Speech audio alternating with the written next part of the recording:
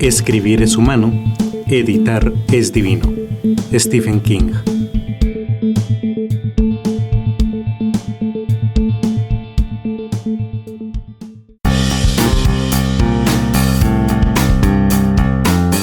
Aquí comienza Charlas Literarias, un espacio para hablar de libros y literatura.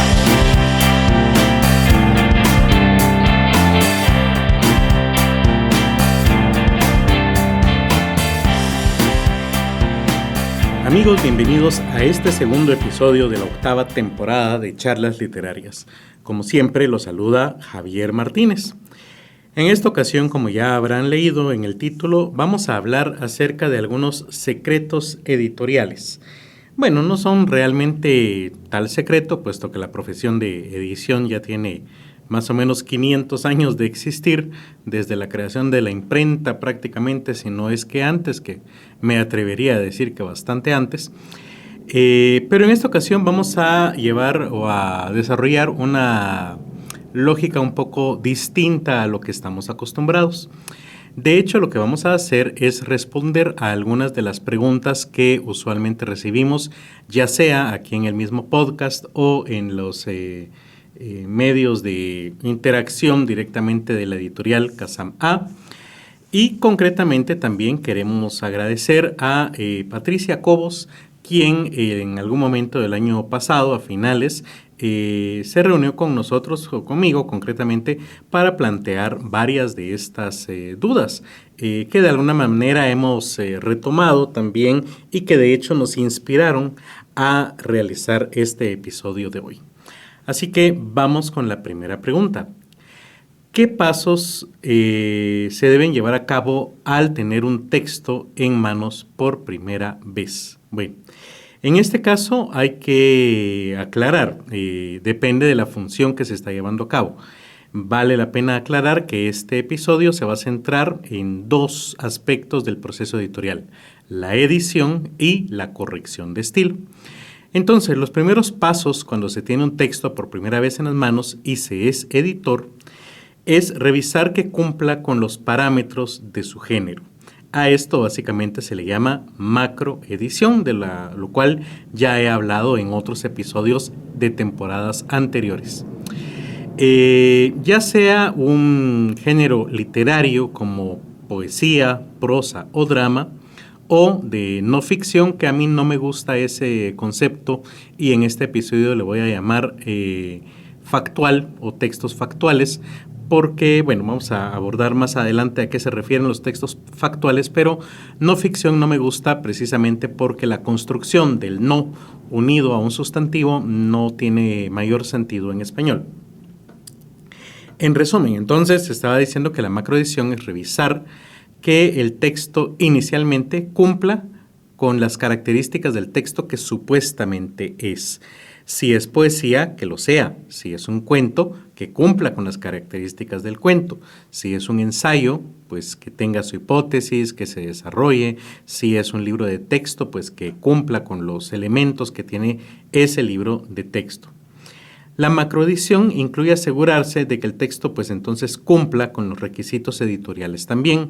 Por ejemplo, el tamaño de palabras, la cantidad de páginas o la cantidad de palabras, que contenga los insumos que se requirieron para ese modelo, concretamente como imágenes con ciertas características o funciones.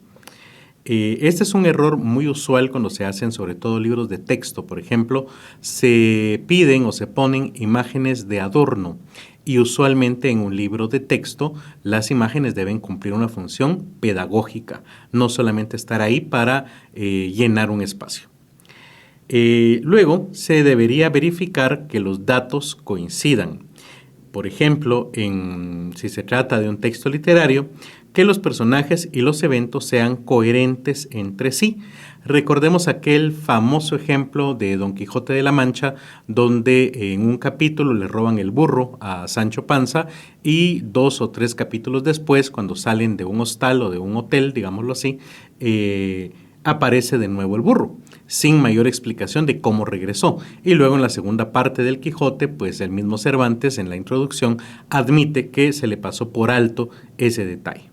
Entonces, ese tipo de cuestiones, si un personaje tiene cierta característica como ser celoso, pues que no vaya a realizar alguna acción varios capítulos más adelante donde sea incongruente con este tipo de personalidad. Ahora bien, si hablamos de un texto factual, los datos deben estar verificados por un experto temático.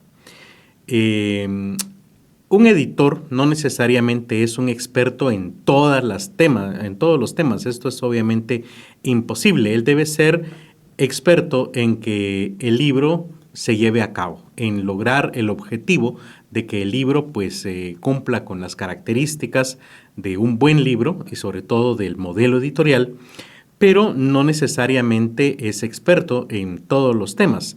Entonces, usualmente esta parte puede ser o puede delegarse a un experto temático. Por ejemplo, si es un libro de arquitectura, a un arquitecto; si es un libro de medicina, a un médico, que en ese caso será el encargado de revisar que los aspectos técnicos y científicos sean correctos. A este proceso se le llama microedición. En el caso de la corrección, ¿qué es lo primero que debo asegurarme en el texto? Es que esté 100% terminado. Esto es sumamente importante porque es muy usual que nos den un documento para corrección de estilo y a la semana nos entreguen una nueva versión donde hicieron un par de cambios, luego de repente a la semana después nos dicen, sí, mire, todo el documento está bien en su última versión, excepto el capítulo 5 donde se le quitó o se le agregó este texto o esta imagen. Entonces esto no puede suceder. Una vez demos un documento a corrección, ya no pueden haber cambios. No quiero decir que en la edición se pueda hacer esto, la verdad es que tampoco es aconsejable, pero es todavía peor o todavía representa un mayor problema cuando hablamos de la corrección de estilo. La siguiente pregunta es, ¿cómo editar un libro no literario? En este caso, la pregunta se refería concretamente a un libro universitario. Asumo que es un texto didáctico universitario. Bueno, les comento que de hecho también en la editorial Casamá hacemos ese tipo de trabajo y hemos trabajado ya con varias universidades y autores también independientes generando libros de este tipo. Como les decía, lo no literario o no ficción, prefiero llamarlo texto factual, que también se le conoce como texto expositivo o informativo. Las características de este tipo de texto factual es que está basado en hechos, como su nombre lo indica, suele tener un contenido objetivo y nada subjetivo, por lo tanto. El lenguaje usualmente es claro y preciso porque no se buscan metáforas, ni símiles, ni cualquier otro tipo de tropo literario, sino que el objetivo de este lenguaje es ser comprendido por su lector, por lo tanto debe ser claro y preciso. Y usualmente también tiene alguna estructura bastante organizada, ya sea de lo más general a lo más específico o viceversa. También el propósito de un tipo de este tipo no es estético, sino informativo, ya sea pedagógico o de cualquier otro tipo, pero informativo.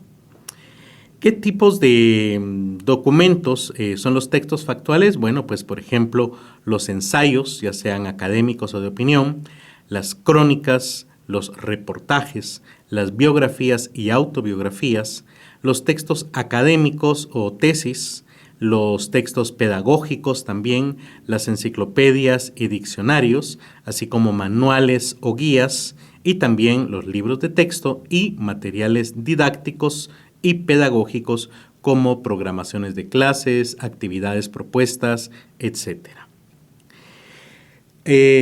Acá un comentario personal y es que creo subjetivamente que editar un texto literario es mucho más difícil que un documento factual, precisamente porque lo literario tiene el agregado de la dificultad del lenguaje estético que obviamente pues, no tiene un documento factual. Es importante también, cuando se hace la edición de un libro de este tipo, tener claro el modelo editorial del libro factual y sus elementos. Por ejemplo, la división interna, cómo estará. Bueno, antes de la división interna, por ejemplo, tener un índice. Usualmente, y creo que ya lo he comentado antes, lo primero que se hace en un modelo editorial, al menos para libros factuales, es un índice para poder saber cuánto espacio tengo para desarrollar el tema y que además el libro aborde todos los temas, porque si no me pongo un límite, podría terminar escribiendo un libro de 600 páginas cuando realmente, supongamos el caso de un texto escolar, solamente se tiene un presupuesto para 180 páginas o 186 por ahí, o de todos modos, más allá de esa cantidad de páginas, pues sería imposible abordar durante un ciclo académico, dependiendo de la cantidad de periodos que se tenga, por supuesto, pero digamos más allá de 224 páginas es bastante difícil que dé tiempo a abordarlo, y luego se tiene el problema de que los papás se quejan que el libro era muy grande, que no se desarrolló todo, que estaba muy caro y que para qué los hacen invertir en un libro que no se va a abordar o a completar durante el ciclo lectivo. Así que tener un índice es muy, muy importante para saber qué espacio tengo. Por ejemplo, si vamos a desarrollar el tema de la fotosíntesis y solamente tengo 2 páginas de contenido y una de actividades, pues ya sé que tendré que abordarlo someramente. Ahora, si tengo un capítulo completo de 46 páginas para abordar la fotosíntesis, ya sé que tengo bastante espacio para abordar, hacer experimentos, detallar algunos casos específicos, etcétera.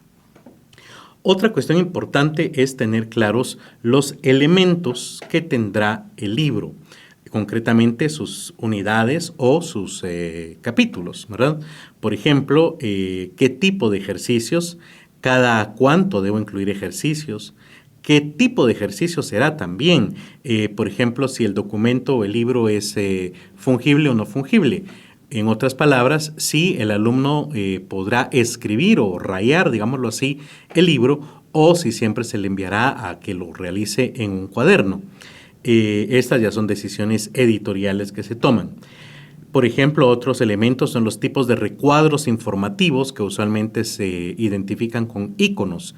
Por ejemplo, un recurso muy usual en los libros académicos o de texto pedagógicos escolares es el ¿sabías qué? ¿Verdad? Son datos que no son tan relevantes, pero que pueden llamar la atención del lector, o, por ejemplo, otros cuadros que relacionan el tema con otras materias, por ejemplo, relacionar las matemáticas con la estadística o relacionar, la historia con las ciencias naturales o viceversa, por supuesto, también.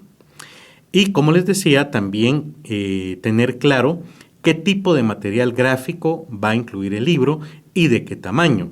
Porque, por ejemplo, si tengo espacio para incluir un mapa, pero el espacio es de un cuarto de página carta, no puede ser un mapa muy detallado. Ahora, si tengo el espacio de 2 páginas, una junto a la otra, pues entonces sí es probable que pueda tener un mapa bastante detallado, por ejemplo. Lo mismo pasa con las infografías también. ¿Qué espacio tengo y qué tan a profundidad debe llegar el tema de la infografía? El objetivo del editor es verificar que se cumpla el modelo editorial, como les decía.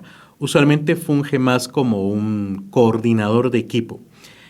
Revisar que el libro esté realizado según el modelo, que se cumplan los tiempos. Por ejemplo, si se da solo un mes para autoría, que no se pase a 2 meses, porque eso va a atrasar todo el resto del proceso. No confundir la edición con la mediación pedagógica, ni con la validación de experto.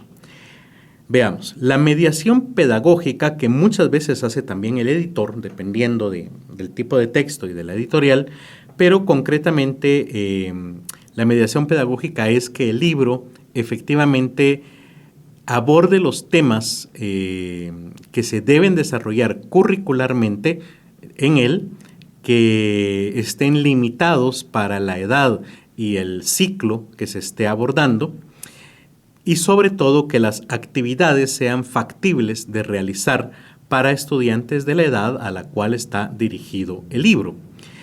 Mientras que, como les decía, el editor en este caso pues trabaja más como un coordinador del equipo que debe alcanzar sus metas.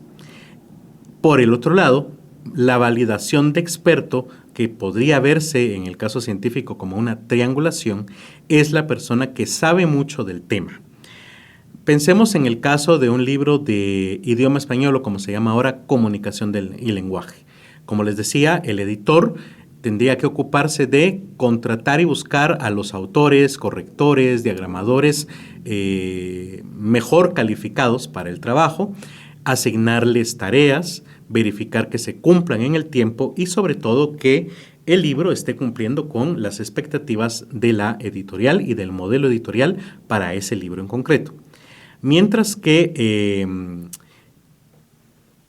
el mediador pedagógico debería revisar que el índice o los contenidos efectivamente sean los del grado que corresponde, que no se aborde ni más ni menos, o que por lo menos se esté abordando el mínimo que el Ministerio de Educación, en el caso de Guatemala y de muchos otros países latinoamericanos, hayan definido en su currículum nacional base para esos grados. Y que además, como les decía, los ejercicios sean factibles de realizar por un niño y que se estén abordando los diferentes objetivos, estándares también y competencias pedagógicas en el libro y en sus actividades. Por último, el experto, si fuera un libro de comunicación y lenguaje, por ejemplo, podría ser un lingüista que revisa los contenidos de gramática, mientras que un licenciado en letras revisaría los contenidos de literatura. Que no se le esté cambiando, que no se diga, qué sé yo, de Lope de Vega escribió Don Quijote de la Mancha, por ejemplo, ¿ya? O que el siglo de oro fue una etapa de la literatura peruana durante el siglo XX, por ejemplo. Ese tipo de cuestiones revisan los expertos que validan los documentos. Por último, en cuanto a esta pregunta, tampoco se debe confundir la corrección de estilo, que en este caso es muy importante porque debe tener en claro al lector objetivo. Una vez el libro tenga su autoría, el visto bueno del editor, haya sido mediado pedagógicamente y el validador experto haya dicho que los contenidos son los correctos, el corrector de estilo debe centrarse en revisar que el lenguaje utilizado sea apropiado para los lectores, para la edad. No es lo mismo un libro que vaya a ser leído por un niño de primaria a un texto universitario, por ejemplo.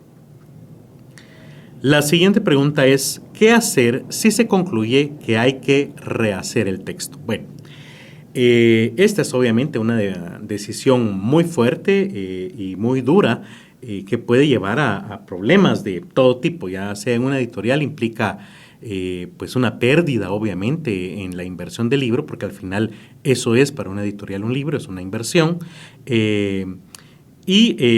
Bueno, veamos cada caso.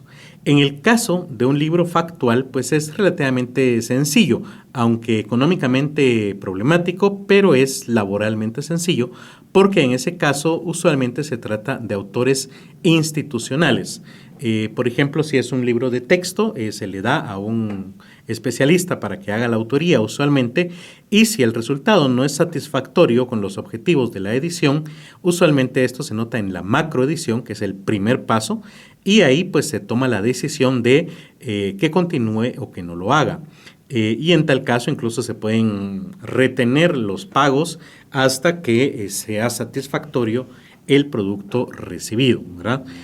Conste que acá obviamente debe haber un contrato donde se aclare que no se hace el pago hasta que el editor esté satisfecho con el resultado del libro, o incluso a veces pues se llega a cambiar al autor. Y en este caso otra vez no es tan problemático porque los autores son institucionales y entonces no hay una cuestión ahí de propiedad intelectual del libro, porque usualmente quien tiene esos derechos de autor es la propia editorial. En lo personal, les cuento una anécdota que me sucedió a mí, que admito que me pasó. Yo trabajaba antes en otra editorial que se dedicaba a hacer libros de texto y recuerdo un caso donde me tocó coordinar la edición de un libro de ciencias sociales para primero primaria. Se contrató a una autora que era profesional y ella se prepararon los contenidos, se le entregaron la unidad modelo y debo decir que esta persona hizo un excelente trabajo en cuanto a la calidad de los contenidos. Sin embargo, la profundidad con que los desarrolló era demasiado honda para un niño de primero primaria. Y también los términos que estaba utilizando y el lenguaje pues era demasiado elevado para un niño de 7 años. Por lo tanto, en ese caso se tuvo que tomar la decisión de rehacerlo. En este caso se habló con la autora. Por suerte esto se detectó al inicio del libro. Creo que solamente se habían desarrollado 2 unidades de 8 que iba a tener por ahí. Y entonces se le habló, se editó de nuevo estas unidades tratando de hacerle entender cuáles habían sido los problemas y pues no hubo mayor problema. Creo que se le reconoció un extra por el trabajo y por haberle aceptado las primeras 2 unidades sin haber detectado este tipo de problema, ¿verdad? En ese caso el problema fue que a mí se me olvidó que el libro era para primero primaria y entonces pues no se hizo el trabajo de adaptar el contenido y el lenguaje. Aunque también el lenguaje pues pudo haberse corregido en estilo, pero era demasiado trabajo para un corrector porque en ese caso pues a él le hubiera tocado rehacer el libro y en esos casos pues había que tomar decisiones de qué información o contenidos eliminar y entonces pues también ese era trabajo de la autora y del editor en este caso. Algunas editoriales en estos casos también tienen listas de palabras que también incluyen estructuras morfosintácticas que deben usarse según el lector objetivo. Estas listas usualmente se basan en el marco común europeo de referencia para las lenguas, el cual también está incluido o también puede servir como una referencia los estándares y habilidades lingüísticas definidos para cada grado en el Currículum Nacional Base de Comunicación y Lenguaje del Mineduc, al menos en el caso de Guatemala. Y estoy seguro que en otros países también. Ahora bien, eso anterior que comenté fue para el caso en el que hay que rehacer un texto factual. ¿Qué pasa en el caso de un autor literario? Bueno, en ese caso es muy distinto porque se debe lidiar con el ego artístico y ahí sí que cada autor es un caso distinto. Hay autores que están anuentes a trabajar para mejorar el texto y hay otros pues que simplemente no y desean que el texto sea publicado tal cual está. Lo mejor es plantear la posibilidad de que esto pase antes de aceptar el trabajo. En esos casos se podría incluir como un paso cuando se le describe al autor cuál es el proceso de edición. Se le dice, mire, en algún momento si se debe rehacer el texto o grandes cantidades de páginas, entonces va a suceder esto y procedemos de esta manera. Así el autor sabe desde un inicio que debe estar anuente al cambio. En el caso de la editorial Kazam A, para empezar, cuando un documento, como ustedes saben, nosotros abrimos una convocatoria anual. En este momento está cerrada, pero se abre usualmente al final de cada año. Si el texto leído o enviado a la convocatoria necesita rehacerse, pues simplemente no se elige para publicación. Y si el texto necesita algunos cambios, en un primer contacto con el autor se le dice que la editorial está interesada en publicarlo siempre y cuando él esté de acuerdo en hacer tales y tales cambios y se le da una lista clara y concreta de cuáles son esos cambios que necesita el libro.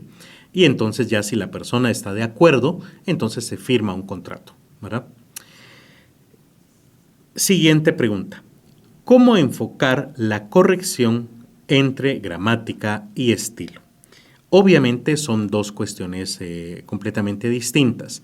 La gramática suele referirse a las normas ortográficas, mientras que el estilo a la claridad del lenguaje y a la elección del vocabulario. Para comenzar, pues obviamente una corrección debe incluir ambos aspectos, gramática y estilo. Pero en el caso de la gramática, cuando nos enfocamos en ese tema, lo que debemos hacer es apegarnos a las normas ortográficas. Ahora bien, usualmente cuando hablamos de normas ortográficas, el 99% de las personas se apegarán a las normas ortográficas publicadas por la Real Academia Española, ya sea en su diccionario o, en último caso, en el libro de gramática y ortografía que han publicado también. Sin embargo, aquí cabe la pena aclarar que existen otras instituciones que también publican documentos o normativas ortográficas. Por ejemplo, la Asociación de Academias de la Lengua, ASALE, que son las academias como la RAE, pero nacionales, que se unieron en una sola asamblea. Y esta asamblea ha publicado también sus propios diccionarios y normas. En algunos casos hay academias locales también que publican sus propias normas. Un ejemplo claro es Guatemala tiene su Academia Guatemalteca de la Lengua, que es corresponsal de la ASALE y que en tal caso tiene el mismo nivel de la RAE. Ya hemos abordado estos temas en otros episodios. Pero, por ejemplo, en nuestro caso de Guatemala, suele darse mucho la pregunta de cómo se escriben los nombres de las lenguas mayas. Pensemos en el caso del idioma quiché. Usualmente en español está la tradición de escribirlo con Q, Q-U-C-H-E con tilde. Pero actualmente la Academia de Lenguas Mayas de Guatemala, ALMG, ha publicado la forma en que ellos escriben el nombre de este idioma y es K'-I-C-H-E sin tilde. Entonces, ¿cuál debe elegirse? ¿La forma tradicional o la forma de la academia? Unos dirán, bueno, estoy escribiendo en español, debo irme por la forma tradicional. Mientras otros dirán, no, pues es el nombre de un grupo étnico, cultural, y lo mejor es representarlos con la forma en que ellos mismos han pedido que se escriba su lenguaje. Las dos opciones, la verdad es que son igualmente válidas. Entonces ya es una cuestión, una decisión editorial, cuál de las dos formas se van a aplicar. Puede tomarse una decisión de que siempre en esta editorial se escribirá de tal manera, o puede tomarse una decisión que para cierta colección o para cierto libro incluso se respetará tal y tal grafía. Hay otras instituciones que también, como les iba diciendo, publican sus propias normas, como el Instituto Cervantes, Fundeu RAE, e instituciones educativas e incluso universitarias también han publicado sus propias elecciones o normas ortográficas y gramaticales. Usualmente, cuando existe esa elección institucional de la ortografía que se va a elegir para publicaciones en este lugar, se reúnen en un documento que se llama libro de estilo.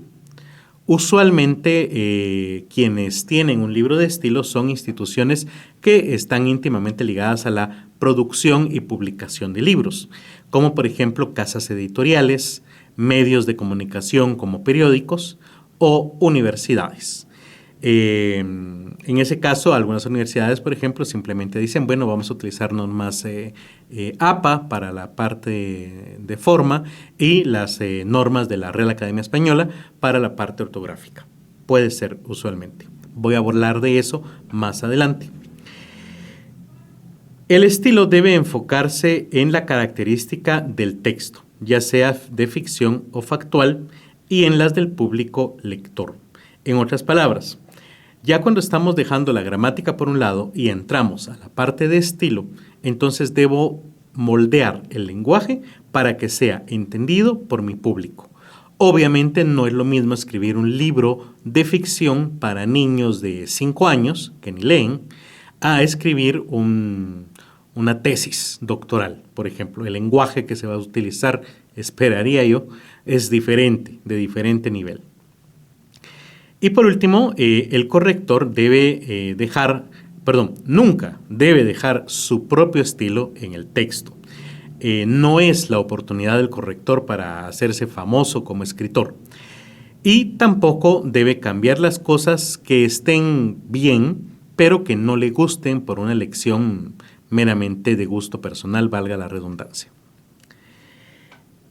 Otra pregunta es, ¿qué herramientas se usan para la corrección? Bueno, básicamente ya he hablado de alguna de ellas. Por ejemplo, obviamente no puede existir un corrector que no tenga o no posea al menos diccionarios, ya sean de la Real Academia o de otros autores relevantes, libros de estilo, si trabaja para una editorial o una casa de publicaciones concretamente.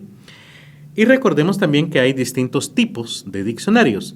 No es lo mismo el diccionario de la Real Academia que el diccionario panhispánico de esta misma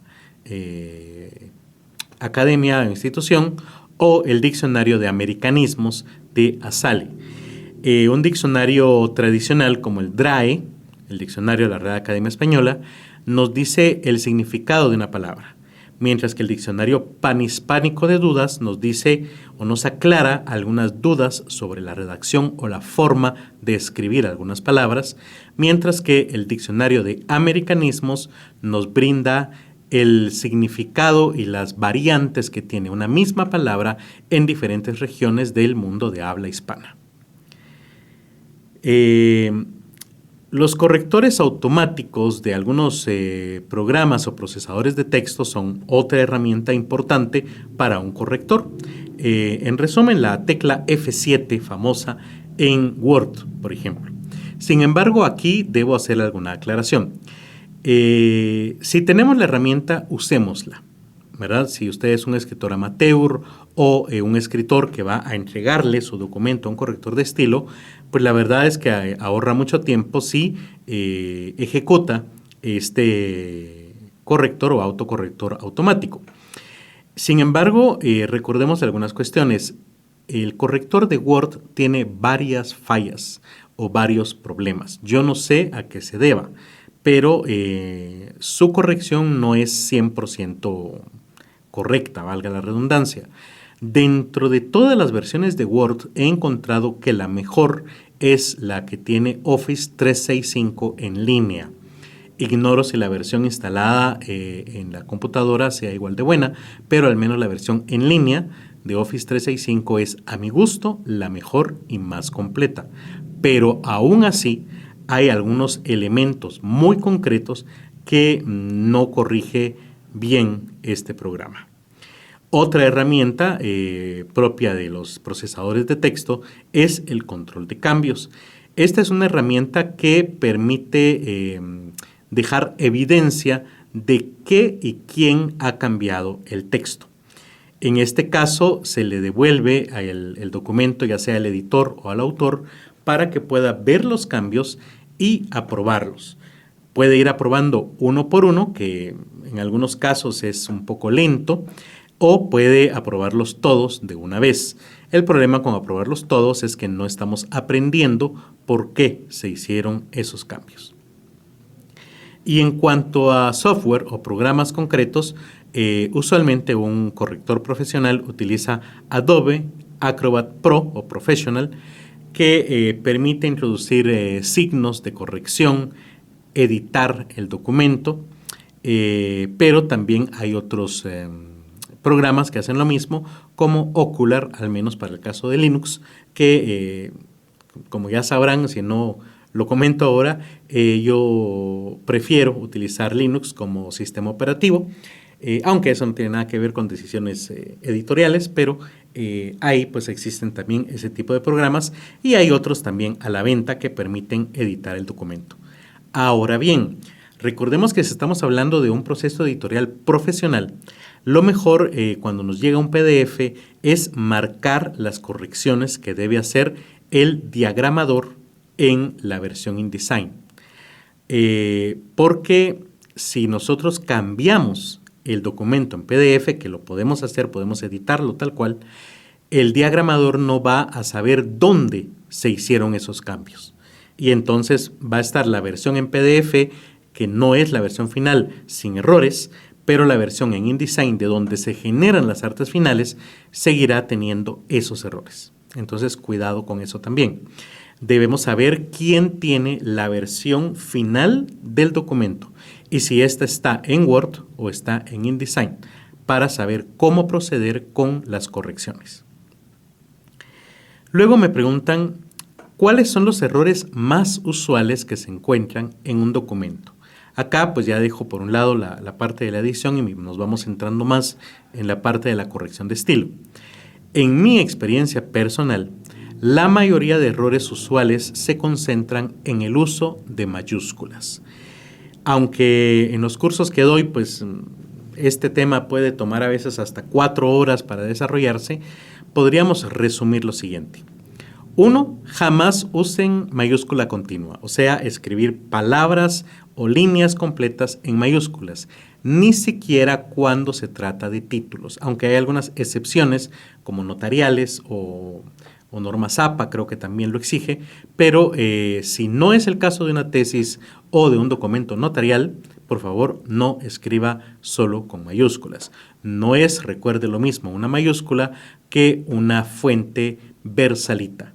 La fuente versalita es aquella donde todos sus elementos parecen mayúsculas, pero por tamaño se puede identificar las mayúsculas de las minúsculas. Otra sugerencia es solamente use en términos generales mayúscula al inicio de una oración y en nombres propios. Si lo que usted va a escribir no es el inicio de una oración ni es un nombre propio, entonces no use mayúscula. Y en términos generales, esas podrían ser mis recomendaciones al respecto. Otros errores usuales es en el uso de signos de puntuación, sobre todo en el uso de la coma. El problema con la coma es que está inmersa en muchos mitos, como que se utiliza para hacer pausa cuando realmente es un marcador sintáctico. En otras palabras, se utiliza para marcar la existencia de ciertas estructuras sintácticas, como por ejemplo un circunstancial fuera de lugar o una aposición en la oración. Tengo un capítulo en este podcast específicamente sobre mitos en la ortografía y abordo este tema del mito de la coma. Otros errores usuales son errores mecanográficos usuales, ¿verdad? Pero esos pues, se consideran errores mecanográficos tal cual y se corrigen fácilmente.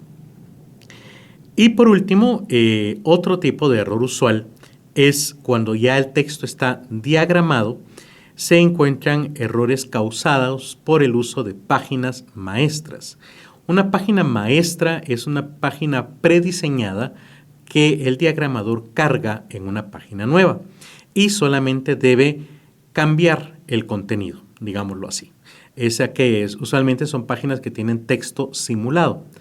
El problema es que a veces a los diagramadores se les olvida cambiar parte de ese texto simulado, sobre todo si no es un texto simulado en latín, sino que se hizo una unidad modelo con texto real.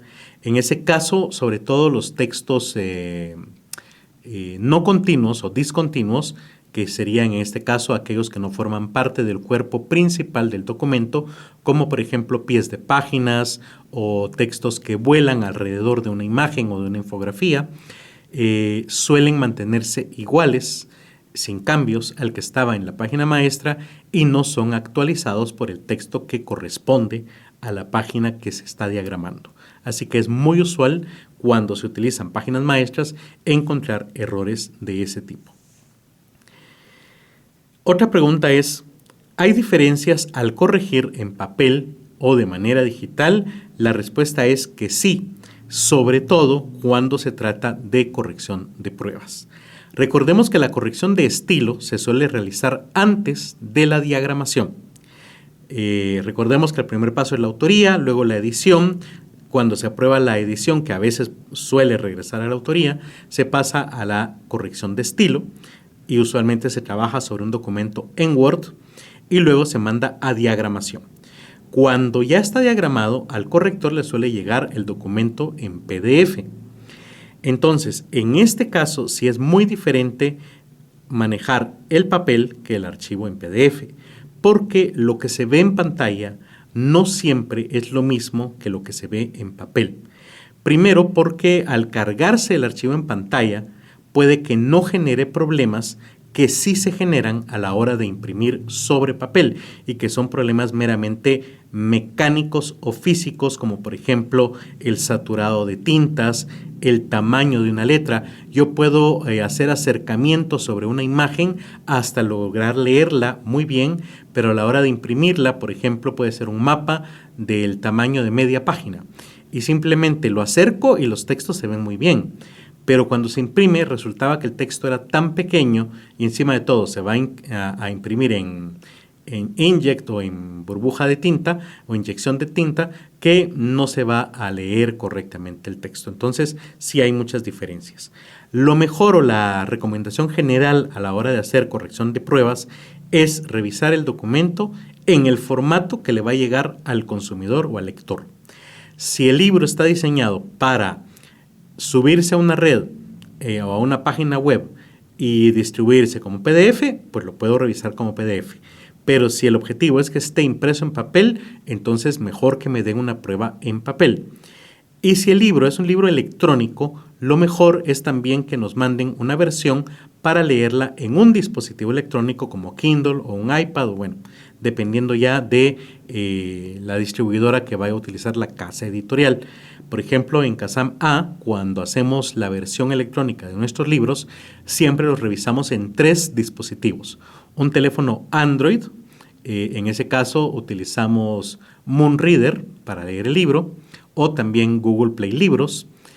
También lo leemos en un dispositivo iPad, en este caso la aplicación es iBook. Y por último, se revisa el mismo libro también en una Kindle para verificar que funcione bien en todos esos dispositivos y las imágenes también. Por ejemplo, una imagen en un libro electrónico, en el caso de Android y de Apple, se va a ver a colores, pero en Kindle usualmente se va a ver a blanco y negro o en grises. Actualmente ya sé que acaban de salir las nuevas versiones de Kobo y de Amazon o Kindle a colores, pero digamos que todavía no son tan comunes y pues en ese caso ya veremos de verificarlo también en ese tipo de dispositivo. Otra de las preguntas que nos llegan es: ¿la revisión de una tesis es corrección de estilo o de normas APA? Bueno, depende y usualmente la respuesta es que incluye ambas. Verificar una tesis, por ejemplo, en cuanto a normas APA, hay que tener en cuenta algunos aspectos. Por ejemplo, no todas las normas APA son iguales. Y por supuesto estoy hablando de la edición. Actualmente, año 2025, la última edición es la 7ª. Pero cuidado, porque también varían las versiones si estamos hablando de la edición en español a la versión en inglés. A veces, ignoro por qué, hacen cambios entre una versión y otra, solamente por el lenguaje. O sea, la versión Normas APA 7ª edición en español tiene algún par de diferencias con su misma versión de inglés. La otra cuestión es estar seguros de que la edición o la revisión debe hacerse en normas APA, porque también existen otras formas como Vancouver, que usualmente se utiliza en medicina, o Lancaster, hay una ISO también por ahí. Entonces hay distintos formatos de publicación. Y para terminar de complicar el asunto, la verdad es que hay muchas universidades, o al menos eso pasa en Guatemala, que dicen simplemente que ellos se apegan a normas APA y no indican cuál versión. Dicen dicen solamente la última, pero a veces la persona que va a revisar no sabe que ya existe la 7ª o solamente tiene la 7ª en inglés, en fin. Y muchas veces también pasa que para cuando la universidad publicó sus normas, estábamos en, las normas APA 5ª edición. Y entonces, como todavía no existían formas, por ejemplo, de citar un podcast o de citar un video de YouTube, la universidad tuvo que desarrollar su propia forma o estructura de citación para esos casos. Pero cuando ya Normas APA, séptima edición, lo incluye, entonces resulta que la forma de séptima edición no es la misma solución que le dio la universidad hace 20 años atrás. Entonces no coinciden y no se sabe cuál es la versión correcta o incorrecta. Así que muchas universidades tienen su propia versión, por lo tal es importante brindarle al corrector el manual de publicación de cada universidad. Y a veces tampoco existe uno solo para cada universidad. Por ejemplo, en el caso de Guatemala, la Universidad de San Carlos tiene distintos manuales dependiendo de la facultad o de la escuela a la que pertenezca la tesis. Ya otra de las últimas preguntas que tenemos es ¿cómo reaccionar ante distintos tipos de clientes cuando nos contratan como editores o correctores? Bueno, esto va a depender de muchos aspectos, por supuesto. Acá algo debe ser importante aclarárselo al cliente. El autor debe ser experto en su tema. Si es un libro factual o de no ficción, debe ser experto en el tema que desarrolla el libro, historia, biología, matemática, etc. Y saber que el corrector no va a cambiarle contenido. En otras palabras, yo seré licenciado en letras, pero si me dan un libro de física cuántica, sé cómo debe escribirse y cómo hacer para que el lector lo comprenda. Pero yo no puedo venir a corregirle la plana en cuanto a contenidos o fórmulas o conceptos a un físico cuántico porque yo no soy experto en ese tema. Debo conocer bien mi límite y respetarlo. O en último caso, preguntarle al autor o decirle por favor corríjalo ponerle un comentario si no vale la pena corregirlo. Esto me pasó hace un tiempo con una tesis que me llegó para corregir. Era una tesis de arquitectura, si no me equivoco, en la cual se indicaba que una avenida muy famosa aquí en la ciudad de Guatemala, para quienes la conozcan, la Avenida Reforma, decía la tesis que conectaba la zona 1 con la ciudad universitaria de la Universidad de San Carlos. La tesis no era de esa universidad, por cierto. La mayoría de guatemaltecos sabemos que eso no es así. Es completamente distinto y no se conectan para nada. Entonces, aunque yo sabía el dato y estaba 100% seguro de que era un dato incorrecto, simplemente le comenté a la autora que revisara ese dato porque no pensaba que fuera correcto. Pero si su asesor de tesis o si ella no daban el visto bueno de corregirlo, pues eso ya era una cuestión de contenido, ¿verdad? Donde yo como corrector de estilo no podía intervenir aunque estuviera 100% seguro de que el dato era falso, ¿verdad? Ahora bien, si se trata de una intervención en un libro literario, usualmente el trato con el cliente es un poco más sensible, digámoslo así. Y recordemos que en este caso el autor debe ser un experto, pero en narrar historias que sean originales, interesantes, bien construidas y entretenidas. Un escritor literario no necesariamente debe ser un experto en gramática, porque para eso tiene el proceso de corrección. Otras preguntas que nos llegan frecuentemente a los medios de comunicación o de contacto de la editorial está relacionado con los servicios que ahí se prestan, concretamente con un servicio que ya se ha venido prestando por varios años y otro nuevo que tiene un nombre muy parecido. Así que quisiera tomarme un momento para explicarlos. Estoy hablando de los servicios de edición bajo demanda y de impresión bajo demanda. El servicio de edición bajo demanda básicamente es para autores que se quieren autopublicar y es un paquete que incluye todo el proceso editorial. Obviamente no la autoría porque ya la tiene el autor, pero incluye edición, corrección, diagramación de páginas interiores y de portadas y la impresión de un tiraje. Cada autor elige el tiraje que quiere sacar desde 25 copias en adelante.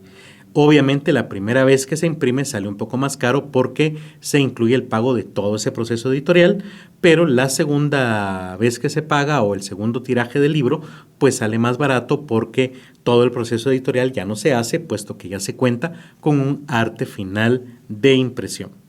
En este caso sería un paquete apropiado para aquellos autores que tienen su libro en Word, todavía no diagramado.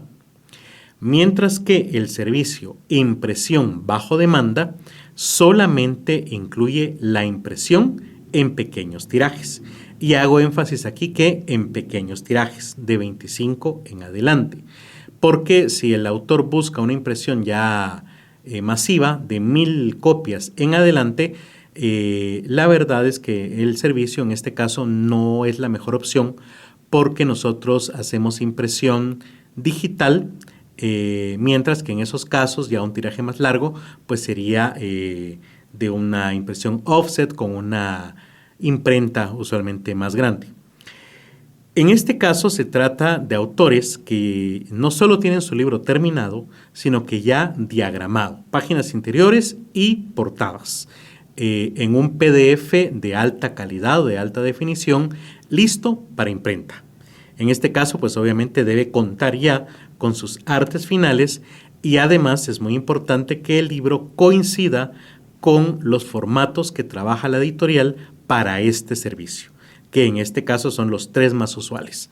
Media carta, que son 14 por 21 centímetros, el formato tradicional de 6 por 9 pulgadas, que es el que usualmente trabaja Amazon, por ejemplo, y el tamaño libro de texto, que es de 8.5 por 11 pulgadas, o en otras palabras, el tamaño carta.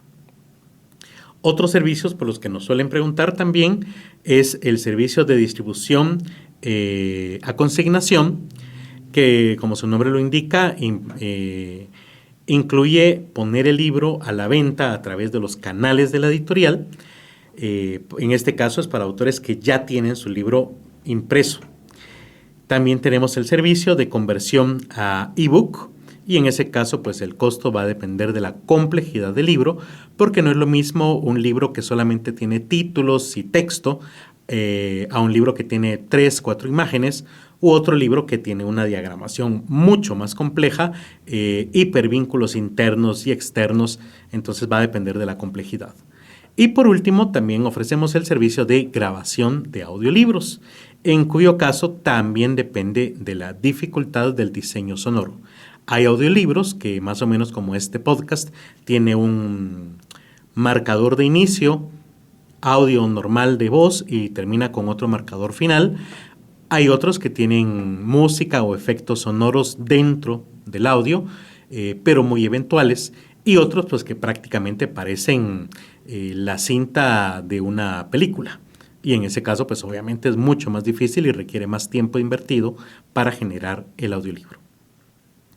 Por último, nos suelen preguntar, ¿puedo diagramar mi propia portada? Bueno, esto depende del servicio que usted haya adquirido. Si se trata de edición bajo demanda, lo que le recomendamos es que nos diga cómo la quiere, o que en último caso, si ya tiene una imagen, se cerciore de que sea una imagen libre de derechos y entonces nosotros la incluimos en la diagramación. Ahora, si se trata del libro o del servicio impresión bajo demanda, pues de hecho usted nos manda el arte final y nosotros simplemente nos dedicamos a imprimirla. No tocamos nada en el arte final. Ahora bien, sinceramente, si usted no es diagramador profesional, mi consejo es que no haga usted la portada, porque hay muchos elementos técnicos que usualmente ignoramos que pueden afectar la calidad de la portada final. Por ejemplo, el tipo de imagen no es lo mismo una RGB que una CMYK. RGB es la forma en que una imagen son los colores que se ven en pantalla, que son las luces LED, roja, verde y amarilla. Roja,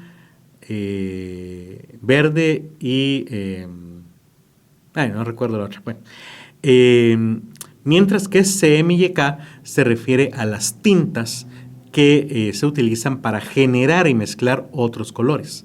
Otro aspecto técnico es la calidad de imágenes, que usualmente se da en DPI, que significa puntos por pulgada.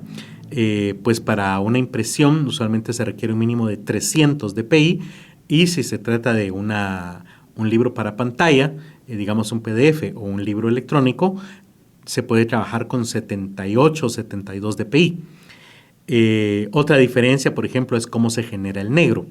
Un negro puro es utilizar la tinta negra directamente, pero muchas veces generan el negro también mezclando las tintas.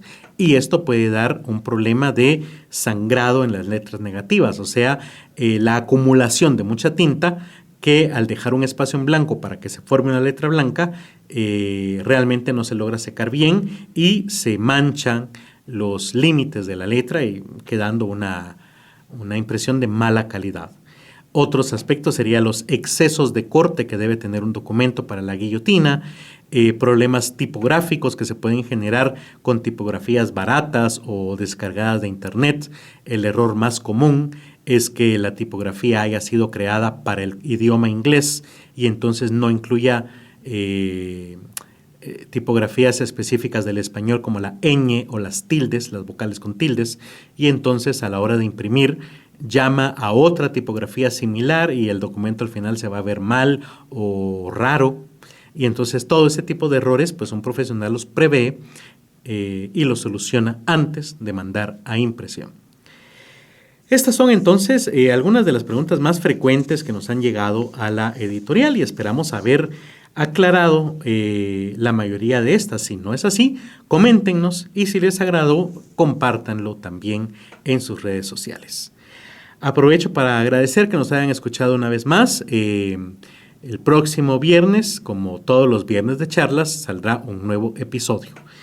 Quiero agradecer a los patrocinadores del podcast, la editorial Kazam A y a 1900 Radio en Línea, donde se difunde este programa cada viernes a las 6 de la tarde. Y los invito también a seguir el podcast y compartirlo, así como comentarlo si les gustó. Nos escuchamos el próximo viernes de charlas.